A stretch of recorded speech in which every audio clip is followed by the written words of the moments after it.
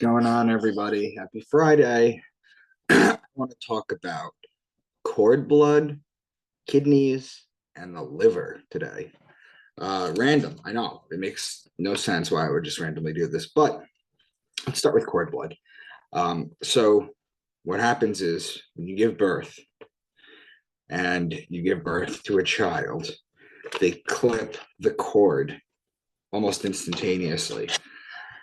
And they shouldn't be doing that because what happens is the cord blood is actually full of what's called stem cells. Now, for people who obviously know what stem cells are, this just ignore this part, but stem cells are basically infant cells that can be developed into anything: brain cells, nerve cells, muscle cells, any kind of cells. And they can be triggered to do so, to grow into those kind of cells. That's why stem cells research is so important. But what they do when they clamp the umbilical cord right away from a baby and the mother is you are robbing the baby of stem cells that need to go to them. Now, body, the baby's body and the mother's body are an incredible thing. Um, if a mother gets injured while she's pregnant, the baby will send stem cells from itself through the umbilical cord to heal the mother. This has been proven. The other thing that they do with the cord blood and the stem cells is and the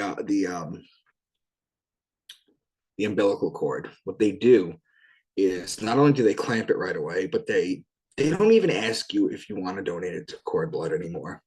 Or if they do, they rarely do. Um, what they do is they try and rush it out of you, because what happens is they get a lot of money for that, because there's companies that pay a lot of money for a cord blood full of stem cells. So it's not in their financial interest to offer you these options, or to even let the baby outside the womb continue to reach these stem cells and have these stem cells for a while. So if you're having a baby, tell them not to clamp the cord for at least, I would say, a few hours at least. It's crucial for the baby. And the other thing I would tell you is to tell these people that you cannot have my umbilical cord. Okay, if you don't want it, throw it out. But there's cord blood registries where you can save your cord blood, and what they do is they put it in the cryonic freeze in liquid nitrogen. And what they can do is, if you develop a rare disease down the road, or your baby develops a rare disease down the road, I should say, they can revive these stem cells and make them into whatever cells they need them to be. This is what they can do, and it's not expensive. I think the cord blood registry, I think, is in Tucson, Arizona. I could be wrong about that, but you can store it for. It's not even expensive to store it. It just stays in a tube, and then if you ever need it, you need it. Don't give these mad scientists your shit for no reason. The other thing I wanted to talk about is kidneys. Okay, now kidneys, um, for example, we have kidney dialysis, and that basically is it's a filtration system where basically they put you on dialysis and it filters the kidneys if the kidneys aren't doing their job. You can actually donate a kidney to someone if you're a match and live off one kidney. Okay. Um, and as far as the kidney, they have to be a match. And when I say it's a match, I mean it has to be a blood type match. See, what you guys don't realize is that when you receive um, blood or an organ from someone, what happens is, excuse me, there has to be a blood match. Because what happens is when you receive an organ or blood from someone else, your body views it as foreign, and it is foreign because it's not a natural cell to your host. So what happens is your body fights to reject it. So whenever you get an organ transplant or anything, you have to be on medication to counteract your body fighting this for the rest of your life. Um, I mean, if it's not a match, it can trigger blood transfusion reactions or organ rejection, even. Now, here's the thing. A lot of people would be like, oh, when you're younger, you're like, oh, I wish I could just cut my arm off and then a new one would grow back. And they talk about all this kind of crazy stuff. Or you talk about how a crab can do this, or how there's different organisms that, like a starfish, you could detach everything and then it'll grow right back. That's so cool, right? Well, the human body kind of does the same thing too. It's only in the liver, though. Now, here's the thing: the liver, there's no dialysis for the liver, where there is kidney dialysis. There's no dialysis for the liver.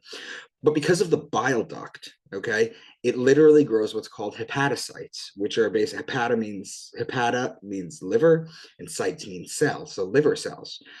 There's stem cells in itself.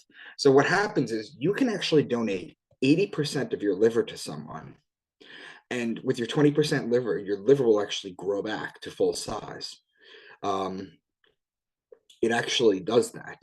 So what they need to have, or what they need to do, is they need to have a certain like system where basically you could donate half a liver to a bank that will hold it for you, and in the event that you come out with something, they can just give it to you. Now, livers, there's all sorts of diseases like hepatitis, A, B, and C, for example.